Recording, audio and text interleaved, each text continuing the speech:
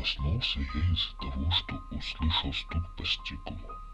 Сначала я думал, что кто-то стучит в мое окно, но потом услышал стук еще раз из зеркала.